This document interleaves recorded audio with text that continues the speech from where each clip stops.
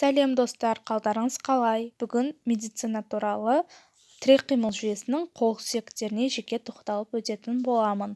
Сіз ең алдымен арнаға тіркеліп, лайк басуды ұмытпаңыз. Видеоны достарыңызға жіберіңіз. Қол сүйектері еркін қимылдайтын жүйе болып табылады. Қол сүйектер негізі екіге бөлінеді. Еркін қозғалатын және иық белдеуі, яғни оған бұғана мен жауырын жатады. Ал еркін қозғалатын немесе қолдың өзінің сүйектерінен тоқпан жілік, білек, қол сүйектерінен тұрады. Қар сүйек, орысша плечевая кость, латынша хумер. Ол ұзын түтікшелі сүйекке жатады. Екі ұшы болады. Бірінші ұшын эпифиз, екінші ұшын диафиз дейміз, ал ортасы метафиз болып аталады. Оның басы, екіншісі анатомиялық мойны, үшіншісі үлкен томпағы, кіші томпағы, томпақ аралық сайы, хирургиялық мойны, денесі, шынтақ ойығы, медиалды айдаршығы мен латериалды айдаршығы болады.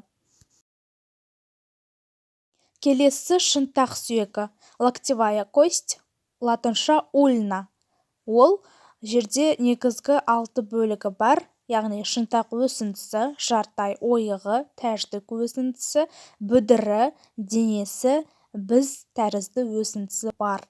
Келесі шыбық сүйек. Шыбық сүйегі лучевая кость, латынша радиалис. Оның шыбықтың басы болады, денесі болады, және біздей ғана өсіндісі бар. Негізгі 3 бөлігі бар.